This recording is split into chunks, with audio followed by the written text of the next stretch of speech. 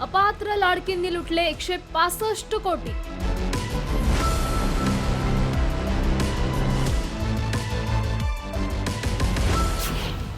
$77,000 अपात्र महिलांनी घेतला लाभ।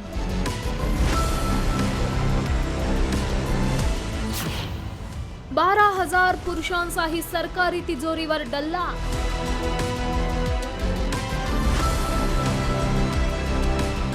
विधानसभा निवडणुकीत महायुतीला सत्ता देण्यात मोठा वाटा असणाऱ्या लाडकी बहीण योजनेचा मुद्दा हिवाळी अधिवेशनातही गाजलाय। काटेकोर निकष लावल्यानंतर आणि सर्वेक्षणानंतर या योजनेचं धक्कादायक वास्तव समोर येतंय। वर्षभरात राज्य सरकारचे तब्बल 165 कोटी रुपये अपात्र लाभार्थ्यांनी लुटलेत। महिला आणि बालविकास मंत्री अदिती तटकरे यांनी लेखी उत्तरात ही माहिती दिली आहे। यामध्ये 12,431 पुरुषांनी 25 कोटी रुपये लाटलेत, तर 77,000 अपात्र महिलांनी 140 कोटींवर डल्ला मारलाय। ज्या सरकारी कर्मचाऱ्यांनीही या योजनेचा लाभ घेतलाय त्यांच्याकडूनही लाभाचे पैसे वसूल केले जाणार असल्याचं मंत्री अदिती तटकरे यांनी स्पष्ट केलंय। ज्या सरकारी कर्मचाऱ्यांनी त्या ठिकाणी लाभ घेतलेला आहे ती 2 महिन्याच्या आत पूर्ण केली जाईल।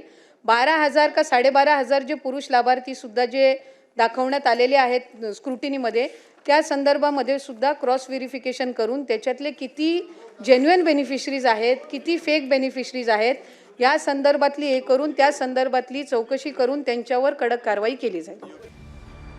लाडकी बहीण योजनेत काटेकोर छाननी सुरू झाल्यानंतर अनेक लाभार्थ्यांची नावं योजनेतून वगळली आहेत। त्यानंतर सरकारनं ई-केवायसी करणं हे बंधनकारक करण्यात आलंय। ही मुदत वाढवून 31 डिसेंबर 2025 अशी करण्यात आली आहे। डोईजड झालेल्या या योजनेमुळे कारभार करताना सरकारची तारेवरची कसरत सुरू आहे।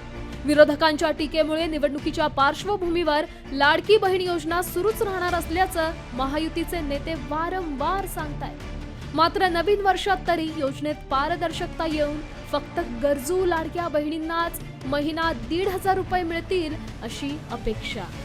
ब्युरो रिपोर्ट, साम टीव्ही।